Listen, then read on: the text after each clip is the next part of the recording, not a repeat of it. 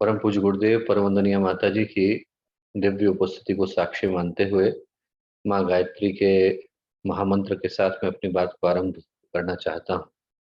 आप लोग परिचित हैं कि जो माँ गायत्री का महामंत्र है वो प्रकाश के अवतरण का मंत्र है।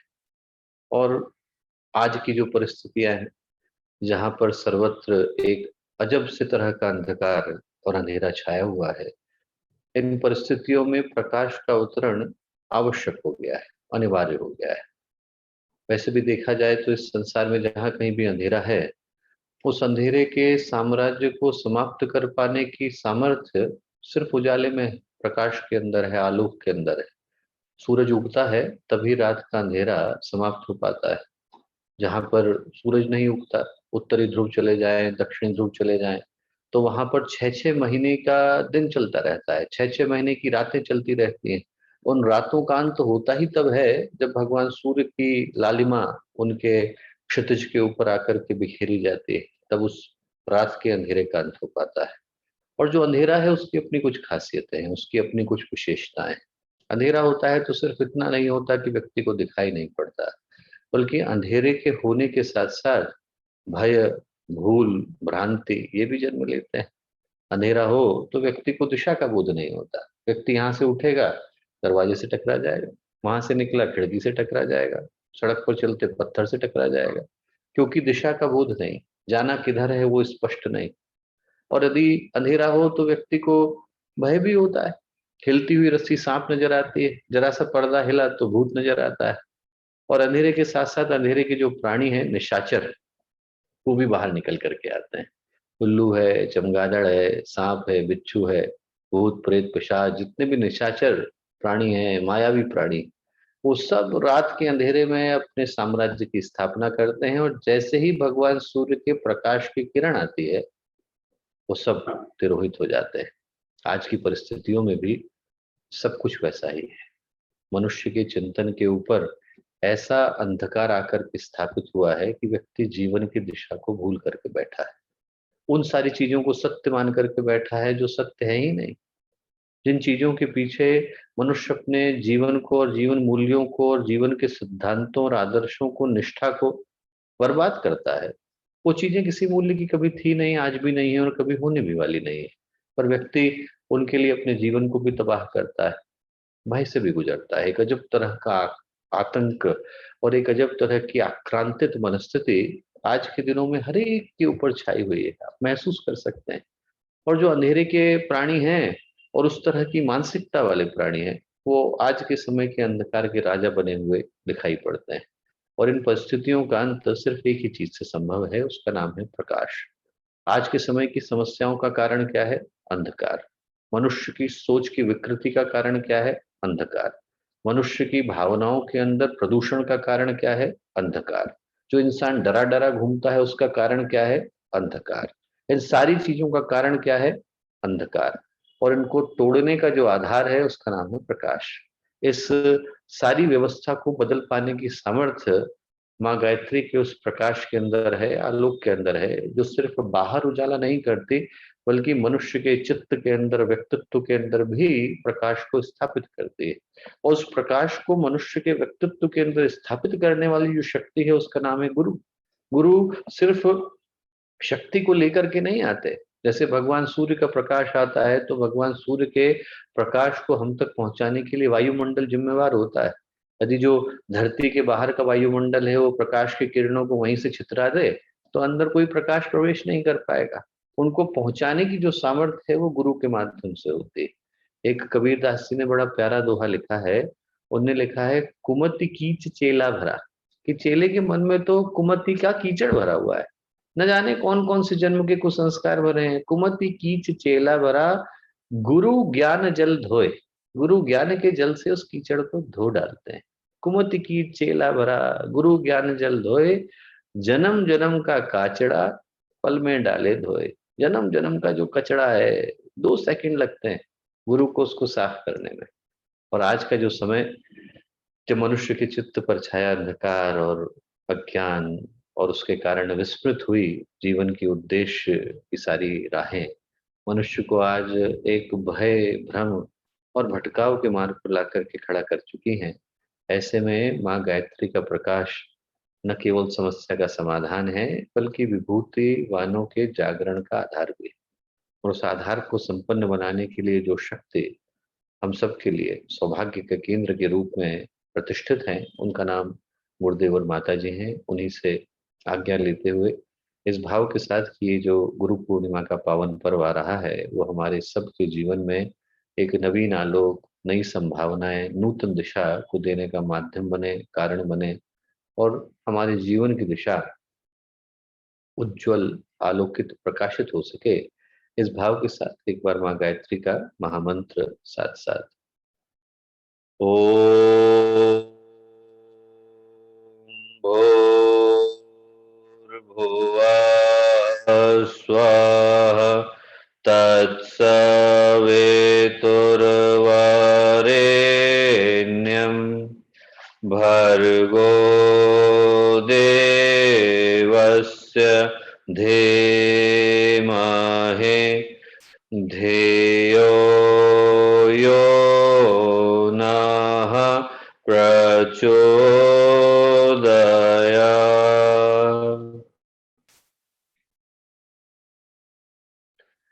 परम पूज्य गुरुदेव, परम वंदनीय माता जी के दिव्य सानिध्य में आज के इस पावन अवसर पर, जब हम लोग प्रांतीय युवा प्रकोष्ठ उत्तर प्रदेश के द्वारा आयोजित इस विभूति सम्मेलन का एक हिस्सा बन पा रहे हैं, तो इस शुभ अवसर पर देश के, उत्तर प्रदेश के और अनेक दूसरे स्थानों के वो सारे के सारे प्रतिभा संपन्न व्यक्तित्व जो इस कार्यक्रम में प्रतिभागी के रूप में और एक गणमान्य अतिथि के रूप में उपस्थित हैं, उन सबको मैं शांति कुंज की धरती से भाव भरा नमन करता हूँ।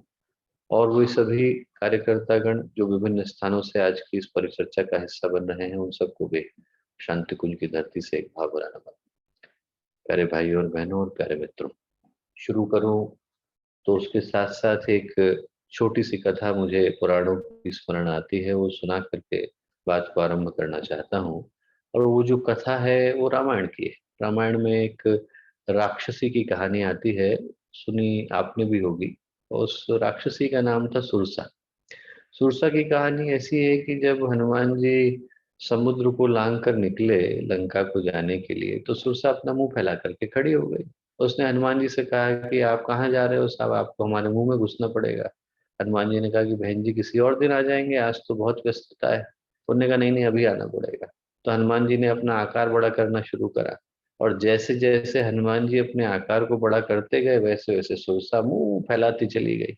और अंत में हनुमान जी ने एक ही काम किया कि उन्होंने अपने शरीर को मच्छर के बराबर किया, मुंह का चक्कर लगाया और अपने गंतव्य को निकल गए। कहानी तो आपने सबने सुनी होगी, पर कहानी को सुनाने के पीछे का उद्देश्य क्या था? पीछे का उद्देश्य ये था दोस्तों कि यदि हम उस कहानी के परिप्रेक्ष्य में आज के समय की समीक्षा, उसका मूल्यांकन करके देखें, तो एक बात हम स्पष्टता के साथ महसूस कर सकते हैं कि आज की परिस्थितियों में भी मनुष्य के सामने, मानवता के सामने, मनुष्यता के सामने अनेकों तरह की समस्याएं, राष्ट्रीय समस्याएं, अंतर्राष्ट्रीय समस्याएं, भावनात्मक समस्याएं, आत्मिक समस्याएं, बाहर की जगत की समस्याएं, सामाजिक समस्याएं, न जाने कितने तरह की समस्याएं सुरसा की तरह से मुंह फैला करके खड़ी हो गई। आप एक के समाधान की व्यवस्था नहीं बना पाते कि चार नई समस्याएं अपना मुंह खोल करके इंसान के सामने खड़ी हो जाती हैं। भ्रष्टाचार पनपता है, भ्रष्टाचार के नियंत्रण की व्यवस्था बनाई है, तब तक व्यभिचार पनपने लग जाता है।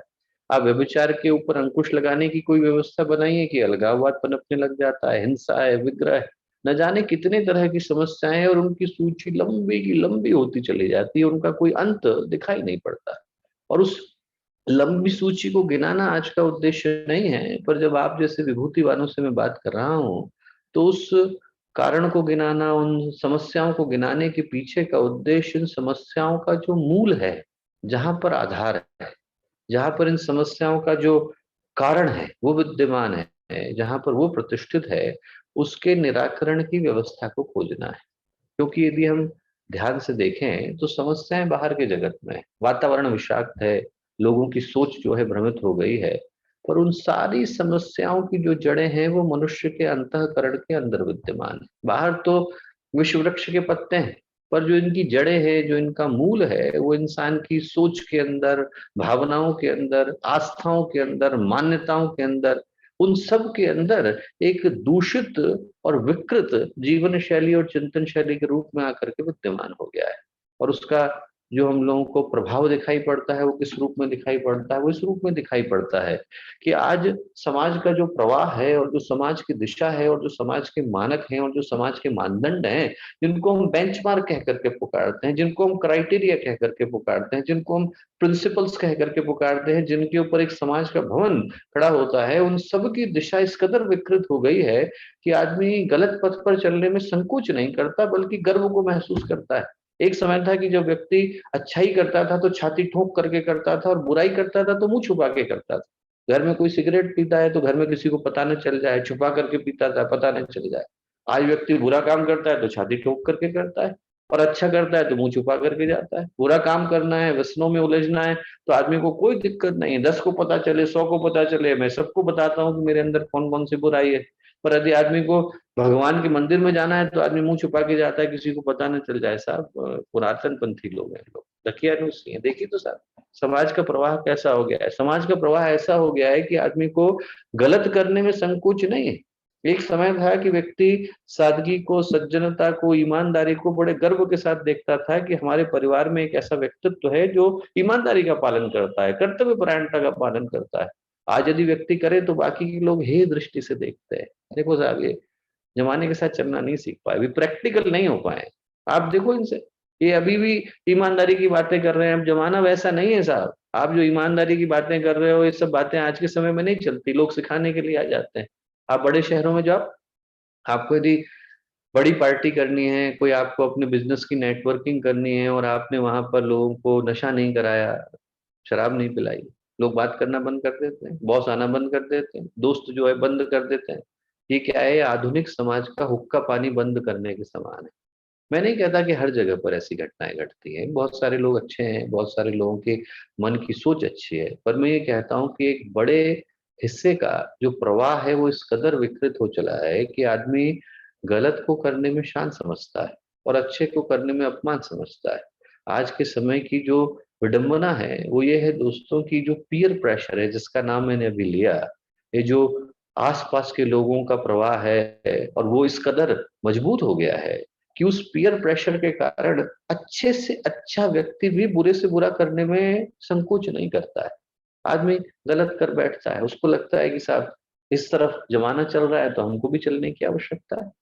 आईएएस एकेडमी के डायरेक्टर आए थे, उनसे बात हो रही थी, तो बोले कि साहब बुरा कौन करना चाहता है?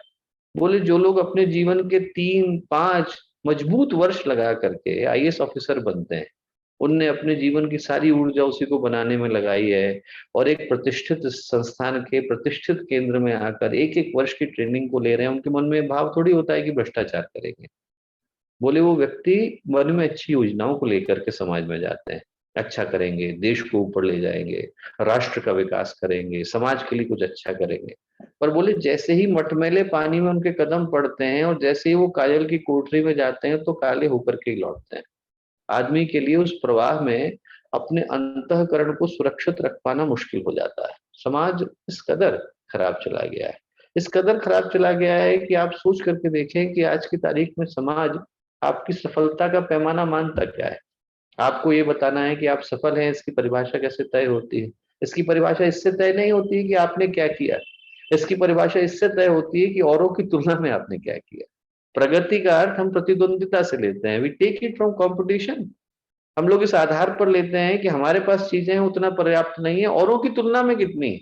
आपके पास घर है, इतना काफी नहीं है, औरों से बड़ा है कि नहीं। आपके पास गाड़ी है, इतना काफी नहीं है, औरों से महंगी है कि नहीं।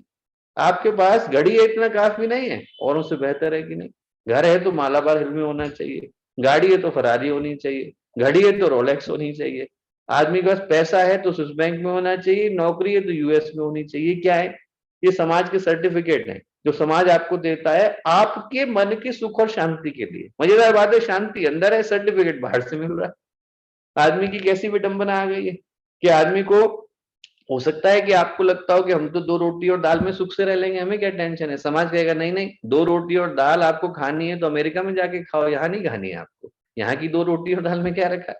ये समाज आपको सर्टिफिकेट देता है और इसलिए व्यक्ति का जीवन भागदौड़ में बदल जाता है। आंतरिक तृप्ति को समाज कहता है एक तरफ रखो भाई, आंतरिक संतोष को इस तरफ हटाओ आप। बाहर की भेड़ चाल में आपको गोल्ड मेडल मिला कि नहीं मिला, आपको उस भेड़ चाल में गोल्ड मेडल लेना है। छोटे छोटे बच्चे को भी लोग यही सिखाते हैं, देख बेटा तुझे बड़े होके अमेरिका जाना है, तुझे वहां से ये लाना है, तुझे बिजनेस में अपने आप को स्थापित करना है। अभी तो बच्चे का जीवन शुरू नहीं हुआ, लोग अपनी कामनाएं और अपनी तृष्णाएं उसके ऊपर लादना शुरू कर देते हैं, और जिंदगी इससे पहले कि वो समझ पाए एक दौड़ में बदल जाती है, और फिर शांति हाथ से विदा हो जाती है। हमें स्मरण है, हम लोग एक बहुत प्रसिद्ध उद्योगपति के यहाँ गए, और बहुत बड़ा घर है उनका, न जाने कितने कमरे उसके अंदर है, और बड़ा दुखी परिवार।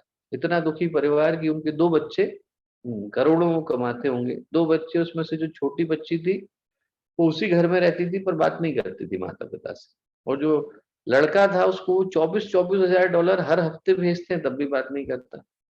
और दोनों पति पत्नी बहुत दुखी, बहुत ज्यादा उनके मन में कष्ट के साथ, कोई बात करने को नहीं है, अकेला अकेला लगता है, किसी के साथ भावनाएं साझा नहीं कर सकते। गुरुदेव का फोटो लगा, तो उनसे पूछा कि गुरुदेव से आपकी मुलाकात कब हुई? बोले 71 में हम लोग आए थे, 72 में तो गुरुदेव को प्रणाम करके आए। ठीक है, क्या कहा गुरुदेव ने? बोले थोड़ी देर की बातचीत हुई। मैंने कहा आप बताइए तो क्या बातचीत हुई? बोले हमने गुरुदेव के पैर छुए तो गुरुदेव बोले कि बेटा मैं तुझको सुख शांति दूंगा। बोले नहीं पैसा दीजिए। गुरुदेव बोले बेटा मैं तुझको सुख शांति दूंगा। बोले नहीं साहब पैसा दीजिए। तीसरी बार गुरुदेव ने कहा कि बेटा मैं तुझको सुख शांति दूंगा। बोले नहीं साहब पैसा दीजिए। तो गुरुदेव रुक के बोले ठीक है ले जा। पैसा मिला, शांति नहीं मिली। आदमी भागता उन चीजों के पीछे है जहां पर संतोष आज तक किसी को मिला ही नहीं। बाहर की भेड़ चाल में व्यक्ति उन चीजों के पीछे पड़ जाता है जो जीवन में शांति का, तृप्ति का, तुष्टि का आधार कभी रही ही नहीं और कभी हो भी नहीं सकती। कितने आश्चर्य की बात है, आप सोच करके देखें कि व्यक्ति हो सकता है कि उसको चाहत सिर्फ इस चीज की हो कि कोई उसको प्यार से 2 मिनट बैठ करके बात कर ले। हो सकता है कि उसकी भावनाएं सिर्फ इतने में तृप्त हो जाती हों कि कोई उसको प्रेम से दो बोल बता दे। पर जो समाज की दौड़ है वो उसको ऐसे जंजाल में उलझा देती है जहां पर आदमी भागता तो जिंदगी भर है पर पाता कुछ नहीं। जबकि इस भारत की भूमि में जो सफलता की परिभाषा थी वो किसी और आधार पर लिखी जाती थी। आप स्मरण करके देखिए, हम लोग जब अपने शास्त्रों को पढ़ते हैं, आख्यानों को पढ़ते हैं, तो उनमें सफलता की परिभाषा किस आधार पर तय होती है? इस आधार पर तय होती है कि व्यक्तित्व का उत्कर्ष हो पाया कि नहीं, मानवता की पराकाष्ठा उसके अंदर आ पाई कि नहीं, भावनाओं की समृद्धता आ पाई कि नहीं, चिंतन की उत्कृष्टता आ पाई कि नहीं, तप, ज्ञान, योग की प्रखरता आ पाई कि नहीं। और जब तक ये गुण इस देश में सफलता का और प्रगति का पैमाना हुआ करते थे, तब तक संस्कृति है, संस्कार है, सहयोग है, सद्भाव है, सद्कामनाएं हैं, सत्प्रवृत्तियां हैं, सदकर्म है, ये इस देश की मिट्टी में घुले मिले। हवा भी इतनी पवित्र थी कि व्यक्ति को जीवन जीने का नया दृष्टिकोण सिखा करके जाती थी। और तभी तो इस देश की भूमि से, यहाँ की मिट्टी से 3 महत्वपूर्ण आध्यात्मिक सिद्धांतों ने जन्म लिया। आप सारे के सारे शास्त्रों के वचनों को भूल जाइए, इन 3 को यदि आप स्मरण रखेंगे तो आपको लगेगा कि जीवन के सारे मंत्र मिल गए। आप अष्टांग योग को भूल जाइए, यम नियम, आसन, प्राणायाम, प्रत्याहार, धारणा, ध्यान, समाधि, कोई बात नहीं। आपको तप, स्वाध्याय, प्रणधान याद नहीं है, क्रिया योग याद नहीं, कोई टेंशन की बात नहीं। आपको अभ्यास, वैराग्याभ्याम च तन्निरोध याद नहीं है, कोई दिक्कत नहीं। समाधि योग आपने याद नहीं किया, कोई विशेष दिक्कत की बात नहीं। पर यदि ये 3 आपकी स्मृति में अंकित हैं और इन 3 के ऊपर हमारा जीवन चल रहा है, तो आप मान करके चलना कि हमारे जीवन में से फिर महामानव का उदय होना निश्चित हो जाता है। गुरुदेव ने जब अपने आत्मकथा को लिखा है, हमारी वसीयत और विरासत, और मैं हर एक को कहूंगा जिन लोग ने नहीं पढ़े कि उस पुस्तक को जरूर पढ़े। आज के समय का सबसे महत्वपूर्ण ग्रंथ कोई हो सकता है तो गुरुदेव की आत्मकथा हो सकती है। हजारों योगी लिख करके जो नहीं छोड़ सकते, वो गुरुदेव ने उस पुस्तक के अंदर लिख करके रख दिया है। हजारों तपस्वियों की जो गाथा है वो गुरुदेव की आत्मकथा के अंदर आ गई। हजारों सिद्धों के जो भाव हैं वो उस आत्मकथा के अंदर आ गए। और उसमें गुरुदेव ने लिखा कि हमारे जीवन के 3 ही मूल मंत्र हैं, और वही 3 मूल मंत्र आध्यात्मिकता के 3 मूल सिद्धांत हैं। क्या है? पहला है आत्मवत् सर्वभूतेषु। आत्मवत् सर्वभूतेषु का मतलब बहुत साधारण सा है, मुझे कण कण के अंदर, अणु अणु के अंदर वही परमात्मा दिखाई पड़ते हैं। वो जो दुनिया को बनाने वाला है, जो चलाने वाला है, जो हर एक की रक्षा करने वाला है। जिस दिन मेरे मन में ये भाव पूरी सघनता के साथ विद्यमान हो जाता है कि कृपा के पीछे भी तो वही था जो क्रोध के पीछे था, कि करुणा के पीछे भी तो वही था जो कोप के पीछे था, मेरे को जिसने मारा वो भी वही था जो बचाने वाला था, मेरे को जिसने नदी में धक्का दिया वो भी वही था जो मुझे उबारने वाला था। जिस दिन ये भाव मेरे भीतर आता है कि जो अच्छा कर रहा है, जो बुरा कर रहा है, मेरे जीवन में जो शुभ आया और जो अशुभ आया, मेरे जीवन में जो रात आई और जो दिन आया, मेरे जीवन में जो प्रकाश आया और जो अंधकार आया, मेरे जीवन में जो पाप आया और जो पुण्य आया, उन सब के पीछे वही एक नियंता तो विद्यमान था। उस दिन आदमी के मन में क्रोध कैसा, ईर्ष्या कैसी, द्वेष कैसा, उसको क्यों लगेगा कि कोई मुझसे आगे निकल गया, और उसको क्यों लगेगा कि मैं किसी को आगे न निकलने दूं। उसको लगेगा अरे सब जगह तो प्रभु ही दौड़ रहे हैं। जब सब जगह प्रभु ही दौड़ रहे हैं, सब जगह भगवान ही विद्यमान है, तो मन में कष्ट कैसा, कठिनाई कैसी, विग्रह कैसा। आपको संत भीमदेव की कथा सुनाता हूँ, बड़े प्रसिद्ध संत हुए। आसपास के जो पंडित वहां रहा करते थे, उनको बड़ी ईर्ष्या होती थी उनसे। उनको लगा कि ये जो संत हैं, इनके यहाँ तो बहुत लोग आते हैं। उनने कहा कि इनको मारने के लिए लोगों को भेजा जाए, एक हत्यारे को भेजा। संत भीमदेव बैठे थे, हत्यारा आया, उसने तलवार उठाई कि मारेंगे, रात के अंधेरे में आया, और जैसे ही उसने खड्ग उठाई, संत उठे और उनने उठ करके हत्यारे के पैर छुए। हत्यारा बोला अरे हमारे पैर क्यों छू रहे हैं आप? बोले अरे तुम्हारे कौन छू रहा है, हम तो उस भगवान के पैर छू रहे हैं जो तुम्हारे वेश में आज हमें ले जाने के लिए आया है। बोले तुम्हें तुम्हें जानता भी नहीं। बोले मैं तो उस भगवान को जानता हूँ जो कण कण के अंदर विद्यमान है, और कितना अच्छा लग रहा है, आज आपका रूप धर करके आया है। पैर छुए, पैर छुए तो हत्यारे के हाथ से खड्ग गिर गई। जिसको कण कण में भगवान दिखता है, उसका न कोई शत्रु और न उसका कोई अपमान करने वाला। हर जगह पर उसको भगवान दिखता है। जब हर जगह पर भगवान दिखते हैं तो यहाँ पर दधीची पैदा होते हैं। दधीची ने अपनी हड्डियां, अपनी अस्थियां वज्र बनाने के लिए दी, ये निश्चित रूप से बड़ी बात है, पर उससे भी बड़ी बात है कि उनने उस इंद्र को दी जो इंद्र दधीची की गर्दन को काट करके ले गए। आप वेदों में पढ़िए, वेदों में दधीची का दूसरा नाम आता है हयग्रीव। उनकी जो ग्रीवा थी, उनकी जो गर्दन थी, वो इंद्र काट करके ले गए थे ईर्ष्या के कारण, और अश्विनी कुमारों ने उनकी दूसरी गर्दन लगाई थी। और दधीची ने उनको अस्थियां देने में एक क्षण का विलंब नहीं किया। ये भाव किसके अंदर आएगा? ये भाव उसके अंदर आएगा जिसको इस सृष्टि, सृष्टि का कण कण, यहाँ के हर जगह पर परमात्मा का सौंदर्य दिखाई पड़ेगा। उसे लगेगा मैं कौन, मेरा आधिपत्य कैसा है, मेरा अस्तित्व कैसा है। ले जाओ, अभी ले जाओ, इसी क्षण ले जाओ। हर जगह पर तो प्रभु विद्यमान है। आत्मवत् सर्वभूतेषु जिसके मन में होता है, वो आरुणि की तरह बनता है। अपने शरीर को बाढ़ के पानी में डालने में उसको दिक्कत नहीं होती कि यदि उसको डाल देने से आश्रम की रक्षा हो जाए, समुदाय की रक्षा हो जाए, तो टेंशन कैसा। जब आत्मवत् सर्वभूतेषु का भाव होता है, तुरंत देव के मुंह से वो शब्द निकलते हैं। जब 48 दिन का उनने उपवास रखा और अन्न जल ग्रहण नहीं किया, और उसके बाद पानी बरसा, और जब पानी बरसा उनके अनुष्ठान की सफलता पर, और वो राजा थे उस राज्य के, तो एक वहां पर विद्वान आए और वो 4 रोटी लेकर और 1 गिलास पानी लेकर के बैठे थे, ये अनुष्ठान तोड़ा जाए। विद्वान ने कहा साहब भूखा हूँ, पहली रोटी उनको दी। शमशान का रखवाला आ गया, मैं भी भूखा हूँ, दूसरी रोटी उनको दी। बोले मेरे 4 कुत्ते हैं, उनने भी तो नहीं खाया है, बाकी की 2 रोटियों के 4 टुकड़े करे उनको दिए। एक और व्यक्ति आ गया, प्यासा हूँ, संत देव ने पानी उनको दिया। वो जो व्यक्ति था वो इंद्र बन करके प्रकट हुआ और बोला कि साहब आप जो संत देव राजा है, आपका इतना ज्यादा पुण्य बढ़ गया है कि पूरा स्वर्ग का साम्राज्य आपका हो गया, और उसके लिए भी आपको मरने की प्रतीक्षा नहीं करनी है। जीते जी आप स्वर्ग जा सकते हैं, इतना पुण्य है, आपके कर्म ही आपको उठा करके ले जाएंगे। उनने कहा कि मैं स्वर्ग जा करके क्या करूंगा, स्वर्ग में क्या होता है? बोले स्वर्ग में भोग है, ऐश्वर्य है। बोले वो सब तो ठीक है, दुखियों के दुख दूर करे जा सकते हैं। बोले नहीं साहब। तुरंत देव क्या बोले, न तो हम कामे राज्यम न भोग्यम न पुनर्भवम कामे दुख तप्ता नाम प्राणी नाम आर्तनाशनम।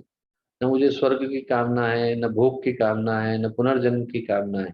एक ही कामना है कि जब तक दुख से पीड़ित लोग धरती पर हो, उठा के मत ले जाना, मैं इसी धरती पर रहूंगा, यहीं को स्वर्ग बनाऊंगा।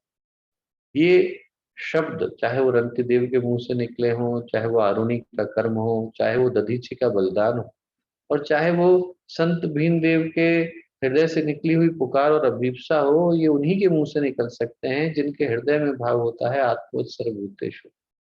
आज के समय का पहला मंत्र आत्मोत्सर्ग भूतेषु। हर जगह पर वही परमात्मा विद्यमान है।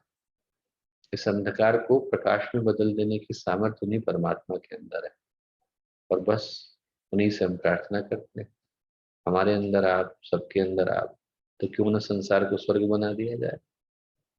दूसरा जो मंत्र वो है मातृवत परदारेषु। दूसरी जो महिला है जिसके साथ मेरा संबंध नहीं, मेरी माँ के समान है। और जब ये भाव होता था, जब इस दृष्टि से लोग समाज में देखते थे, तो अर्जुन की तरह के व्यक्तित्व पैदा होते थे। अर्जुन जब स्वर्ग को गए तो उर्वशी को लगा कि उनको बार बार देख रहे, एकटक देख रहे। उनको लगा इंद्र को कि शायद इनको उर्वशी अच्छी लगी, तो उन्होंने कहा आप उर्वशी से मिलना चाहेंगे? बोले नहीं, मैं तो उर्वशी को इसलिए देख रहा हूँ क्योंकि हमारे वंश को जन्म देने वाली माँ ये है, इसलिए देख रहा हूँ। ऐसा भाव फिर अर्जुन के मन में जन्म लेता है। ऐसा भाव फिर शिवाजी के मन में जन्म लेता है। जब गौर बानू को लेकर के गए तो उन्होंने कहा काश मेरी माँ ऐसी सुंदर होती तो मैं भी सुंदर हुआ होता। फिर छत्रसाल की तरह के व्यक्तित्व जन्म लेते हैं। छत्रसाल के पास जब एक महिला गई और उनसे बोली कि आप तो हर एक की इच्छा पूरी करते हैं, बोले बिल्कुल। बोले मैं कुछ मांगू आप पूरी करेंगे? बोले हाँ। बोले मेरी बड़ी इच्छा है कि मेरा पुत्र आपकी तरह का हो। तो उन्होंने कहा यदि आपने इसलिए इस कामना को व्यक्त किया क्योंकि आपको लगता है कि मैं आपसे विवाह कर लूं, और विवाह करने के बाद जो हमारा पुत्र हो वो हो, तो बोले उसमें 50% चांस है, 50% संभावना है कि हमारा जो पुत्र होगा वो मेरी तरह का होगा, 50% है कि आपकी तरह का होगा। पर बोले यदि आप अभी के अभी मुझको अपना पुत्र मान लो तो ये 100% संभावना है कि जो हमारा पुत्र होगा, जो आपने पुत्र मुझको माना, तो छत्रसाली हुआ। बहन का जो है सिर नीचे झुक गया। ये क्या भाव है? मातृवत परदारेशु। जब मातृवत परदारेशु का भाव आता है तो व्यक्ति के मन में चरित्र की प्रामाणिकता जन्म लेती है। और जो तीसरा सूत्र है वो है पर द्रव्येषु लोष्टवत। जो धन हमारा नहीं, मिट्टी के समान है, छू करके क्या करेगा। जब ये भाव जन्म लेता है तो समाज में सामाजिकता जन्म लेती है। जब पहला भाव जन्म लेता है तो व्यक्ति के हृदय में आध्यात्मिकता आती है। दूसरा भाव होता है तो व्यक्ति चरित्र की दृष्टि से प्रामाणिक बनता है। तीसरा भाव होता है तो व्यक्ति समाज की दृष्टि से सहिष्णु बनता है। समाज की दृष्टि से सहयोग की भावना आती है। ये जब भाव भारत की भूमि पर थे तो एक से एक बढ़ करके व्यक्तित्व जन्म लेते। और जब से वो भाव विदा हुए दोस्तों, तब से क्या दुर्भाग्य घट गया। आज की तारीख में कोई बहन सड़क पर छिड़ रही हो तो दुर्व्यवहार को रोकने के लिए कोई भाई तो नहीं आता, पर कसाई चार जरूर खड़े हो जाते हैं। यदि कोई सड़क पर गिर गया हो और जो है उसको दुर्घटना हो गई हो, खून निकल रहा हो, तो बचाने के लिए आरोडी तो शायद ही कोई आए, पर उसकी अंगूठी निकालने वाले, उसके पैसे लेने वाले, उसकी लाश के साथ सेल्फी खिंचाने वाले लोग खड़े हो जाते हैं। आपको केदारनाथ की त्रासदी याद होगी। केदारनाथ की त्रासदी हुई तो लाखों लोगों ने हृदय से, और जितना उनसे बन पड़ा उतना उन लोगों ने सहयोग किया। मैं वैसे देवी पुरुषों की बात नहीं कर रहा, पर कुछ लोग ऐसे भी थे कि जब लाशें बह बह करके आई, और बह बह करके आई तो शरीर फूल गया था, तो उनके अंगूठियां और उनकी जो चूड़ियां थी नहीं निकल रही थी, वो हाथ काट काट कर ले गए। भगवान जाने ऐसे दरिंदे चाहते क्या है। जब आप ऐसी घटनाओं को पढ़ते हैं तो प्रश्न उठता है कि आखिर इंसान का दिल पत्थर का हो गया है क्या? क्या उसके दिल में खून की जगह पर विष बहता है, या उंगलियों की जगह पर खंजर निकल आए कि आदमी दूसरे को गाड़े बगैर चैन से नहीं बैठेगा? यदि हम कारणों के केंद्र में जाएं, जहां से मैंने बात को शुरू किया कि यदि हम समस्याओं के मूल आधार को खोजें, तो वो जो विश्व वृक्ष की जड़ें है वो इंसान के अंतःकरण के अंदर विद्यमान है। आज का जो वातावरण है वो इंसान को सिखाता है परमार्थ को भूल जाइए, स्वार्थ को याद रखिए, दायित्व को भूल जाइए, अधिकार को याद रखिए। आप प्रेम को भूल जाइए, अहंकार को याद रखिए। सत्य को भूल जाइए, असत्य की रक्षा करिए, अधर्म की रक्षा करिए। और इन समस्याओं के समाधान के लिए हम लोग बाहर जाएं, शासन के पास जाएं, सरकार के पास जाएं, तो सरकार कितनी भी अच्छी हो मदद कर नहीं सकती, क्योंकि ये क्षेत्र उसका नहीं। सरकार नियम बना देगी तो संस्कृति का मंत्रालय बन जाएगा, पर वहां से सांस्कृतिक कार्यक्रम हो सकते हैं, संस्कृति पुरुष पैदा नहीं हो सकते। वो बुद्ध, महावीर, गुरुदेव और विवेकानंद को पैदा कर पाने की सामर्थ्य नहीं रखता। वो कार्य सिर्फ आध्यात्मिक संगठनों के द्वारा संभव है। सरकार नियम बना देगी तो नसबंदी करा देगी, ब्रह्मचर्य पैदा कर पाने की सामर्थ्य थोड़ी ही। सरकार नियम बना देगी तो चोरी को चोर की सजा दिला देगी, अपरिग्रह पैदा कर पाने की सामर्थ्य नहीं। वो सामर्थ्य सिर्फ विभूतिवानों के अंदर संभव है। इसीलिए ये बात आप जैसे प्रतिभा संपन्न व्यक्तित्वों से करी जा रही है, क्योंकि हर कोई विभूतिवान होता नहीं। प्रतिभा और संपदा में यही अंतर है। संपदा तो सड़क पर पड़ी मिल जाती है, पैसा आदमी को सड़क पर पड़ा मिल जाएगा, लॉटरी खुलने पर मिल जाएगा, डाका डालने पर मिल जाएगा, कोई किसी के हाथ में पिस्तौल पकड़ा दे, वो किसी कनपट्टी पर ले जाके रख दे, तो पैसा मिलना तो तय ही है। पर वो पैसा है, व्यक्तित्व सड़क पर पड़ा हुआ नहीं मिलता, विभूति सड़क पर पड़ी हुई नहीं मिलती, प्रतिभा सड़क पर पड़ी हुई नहीं मिलती। इसीलिए जो प्रतिभा है, विभूति है, चरित्र है, व्यक्तित्व है, वो करोड़ों अरबपतियों को छोड़ करके कबीर दास के पास आती है, वो रैवदास के पास आती है, वो नामदेव के पास जाती है, वो तुकाराम के पास जाती है, क्योंकि प्रतिभा के अंदर ये सामर्थ्य है कि वो नर को नारायण में बदलती है। व्यक्तित्व का पुरुषार्थ सिर्फ प्रतिभावानों के माध्यम से संभव है। और आज के समय में जिस एक गुण की आवश्यकता प्रतिभावानों के अंदर जागने की आवश्यकता है और जगाने की आवश्यकता है, उसका नाम है ऋत। वेदों में हम पढ़े तो कहते हैं ऋतम च सत्यम च। जो ऋत है वही सत्य है, और तब सत्य से तब पैदा होता है और तब से सृष्टि होती है। उसका नाम है शौर्य, उसका नाम है पराक्रम। आदमी अंदर से डर करके बैठ गया है। तो गुरुदेव कहते हैं कि साहब ऐसे समय में जब दो बुरे लोग इकट्ठे होकर के कोई काम कर सकते हैं, तो अच्छे लोग क्यों नहीं इकट्ठे हो सकते। आज की जो पुकार है, आज का जो आह्वान है, और इस महान पर्व पर जो हर एक व्यक्ति के साथ एक ही संदेश को साझा किया जा रहा है, वो यही किया जा रहा है कि इस अंधेरे के समय में डरने की आवश्यकता नहीं है, हमारे अंदर के भगीरथ को जागने की आवश्यकता है। ऋत का मतलब है शौर्य का भाव। ऋत का मतलब है ये भाव कि व्यक्ति के अंदर ये चेतना जागती है कि मैं स्वयं का कल्याण करूंगा, विश्व का कल्याण करूंगा, अपना उद्धार करूंगा, विश्व का उद्धार करूंगा। और जो व्यक्ति के अंदर ऋत की चेतना आती है, तो वो बड़े गर्व के साथ, गौरव के साथ और बड़ी गंभीरता के साथ उद्घोष करता है। जो उद्घोष गुरुदेव ने शांति कुंज के प्रांगण में लिखा है, और वो कहता है वयम राष्ट्रीय जागरण पुरोहिता। वयम राष्ट्रीय जागरण पुरोहिता का क्या मतलब है? वयम राष्ट्रीय जागरण पुरोहिता का मतलब है कि 142 करोड़ को सो जाने दो आप, मैं अकेला जब तक यहाँ पर खड़ा हूं इस राष्ट्र को जागृत रखूंगा, जीवंत रखूंगा। जब तक हमारे जैसी सोच वाले लोग जिंदा हैं, जब तक हमारी जैसी चेतना वाले लोग जिंदा हैं, जब तक हमारे जैसे व्यक्तित्व वाले जिंदा हैं, तब तक इस राष्ट्र के ऊपर आंच नहीं आने वाली। आंधी आ जाने दो आप, तूफान आ जाने दो, जलजलों के जलजलों को आ जाने दो, कयामतों की कतारों को लग जाने दो। हम लोग जब तक यहाँ पर खड़े हैं, तब तक यदि यहाँ पर अंधेरा आएगा तो दीपक के तले ही स्थान पाएगा।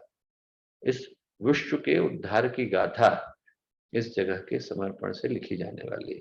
आज के समय का आह्वान है वयम राष्ट्रीय जागरण पुरोहिता। समाज को बदलने के लिए व्यक्ति खड़ा हो, उस भाव को लेकर के खड़ा हो जिस भाव को लेकर के वो इस पवित्र संगठन का हिस्सा बना था।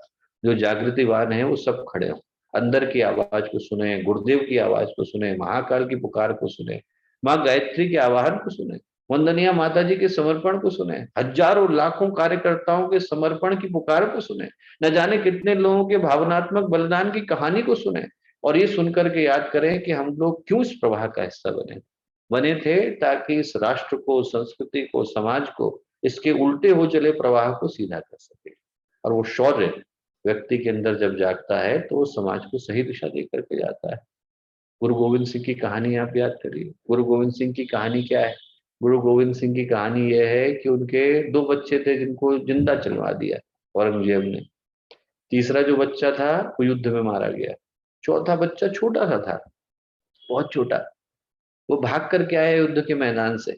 भाग करके आया तो गुरु गोविंद सिंह ने कहा कि क्यों आए? उन्होंने कहा प्यास लगी थी। उन्होंने कहा वहां मुगलों की फौज खड़ी है, उनका रक्त जो बह रहा है उस रक्त को बहाकर अपनी प्यास को बुझा। चौथा भी मारा गया। चौथा जब मारा गया तो माँ बहुत दुखी हुई एक भी बच्चा नहीं बचा। तो गुरु गोविंद सिंह क्या बोले, इतने सारे लोग खड़े हैं, उनको दिखा करके बोले, इन पुत्रन की शीश पर वार दिए सुत चार। बोले इन पुत्रन की शीश पर वार दिए सुत चार, चार मुए तो क्या हुआ, जीवित कई हजार। बोले हजारों पुत्र है, उनको अपना मान लो, जितने दिख रहे हैं वो सब आपके पुत्र हैं। बोले इन सबको आप अपना मानो और इनके माध्यम से त्याग की, बलिदान की, शौर्य की, पराक्रम की नई गाथा को लिखो। आज का समाज, आज का अंधकार जागृत और जीवंत लोगों से पुकार पुकार करके यही कहता है कि आपके अंदर की विभूति को जगाइए, सोते सोते तो जीवन चला जाएगा। ये समय उठ करके खड़ा होने का है। ये समय हमारे अंदर के शौर्य के, हमारे अंदर के पराक्रम के प्रकट होने का है। और शौर्य, पराक्रम, त्याग, करुणा, बलिदान, इनके प्रकट होने का भाव निकल करके आएगा यदि हम लोग इस समाज को बदलने के लिए एक सार्थक, सकारात्मक और मजबूत कदम उठाते हैं। अंत में एक कहानी को सुना करके अपनी बात को समाप्त करना चाहूंगा। और कहानी एक प्रसिद्ध रोमन सिपाही की है, नाम था होरेशियस। होरेशियस जो था वो रोम की सेना का सेनापति था। कितने सैनिक थे उसके पास, 150। उधर से क्लूसियम की सेना ने हमला किया। अब क्लूसियम की सेना में कितने लोग थे, 13,000। 150 लोग 13,000 का सामना कैसे करेंगे। तो होरेशियस ने कहा कि गेट के दरवाजे पर मैं खड़ा होता हूँ, मेरा जो साथ देना चाहे वो 2 लोग आकर के खड़े हो जाएं। गेट नैरो था, बोले दरवाजे पर मैं खड़ा हूंगा, उनको अंदर घुसना होगा तो मेरी लाश के ऊपर से गुजरना होगा। और उनने किसी को अंदर आने नहीं दिया। जो 2 सहयोगी थे वो भी गिर गए।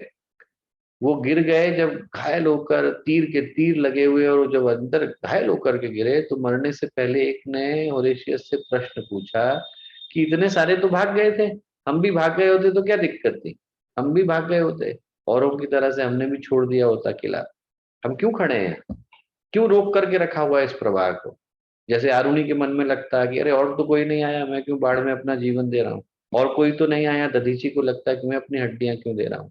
तो ओरेशियस से उसके साथियों ने कहा कि अरे सब भाग गए, हम भी भाग जाते तो क्या दिक्कत थी। तो ओरेशियस बोला, कविता लिखिए, then out spoke brave Horatius. Brave Horatius बोला, the captain of the gate, जो गेट का कैप्टन था, every man on this earth, he said, to every man upon this earth death comes soon or late। जो भी इस संसार में पैदा हुआ है मरेगा तो सही, अमरता लिखा के तो कोई नहीं आया। तो होरेशियस बोला कि देखो ऐसा है, मरना तो एक दिन था ही था। How can man die better than facing fearful odds. इससे बड़ा सौभाग्य क्या है कि चुनौतियों की आंख में देख करके मर रहे, for the temples of his fathers and the ashes of his gods. बोले उनकी रक्षा करते हुए मर रहे हैं जो हमारे पूर्वज थे, जो हमारे भगवान थे, उनके मंदिरों की रक्षा करते हुए जा रहे हैं, संस्कृति की रक्षा करते हुए जा रहे हैं। होरेशियस बोला, अरे मरता तो हर कोई है, कोई दुर्घटना में मरता है, कोई सुसाइड करके मरता है, मरता हर कोई है। पर बोले जो शहीद होकर के मरता है, जो राष्ट्र की रक्षा करते हुए मरता है, जो संस्कृति का उत्थान सुरक्षित रखते हुए मरता है, उसका मरना सौभाग्य में बदल जाता है। उसका मरना विभूतिवान का मरना होता है, उसका जागना विभूतिवान का जागना होता है। आज का समय एक ऐसे पराक्रम की मांग करता है जिसमें बाहर की लड़ाई की नहीं, पर उस अंतःकरण की लड़ाई की आवश्यकता है जहां पर बुराइयों ने घर जमा रखा है। और उस अंधेरे को दूर करने के लिए जिस प्रकाश की आवश्यकता है वो पूज्य गुरुदेव हमारे लिए व्यवस्थित कर गए। इस गुरु पूर्णिमा के पर्व पर वो शौर्य, वो पराक्रम, वो तप, वो तेज, वो प्रकाश हमारे भीतर से फूट सके, जो अनेकों को दिशा दे, अनेकों के जीवन में नई सोच को लाने का, नए चिंतन को लाने का, नई भावनाओं को प्रतिष्ठित करने का माध्यम और कारण बन सके। ऐसी आज के इस पावन पर्व की हम सब की ओर से आप सबके प्रति शुभकामनाएं हैं, मंगल कामनाएं हैं। बहुत सारा धन्यवाद, बहुत सारा साधुवाद।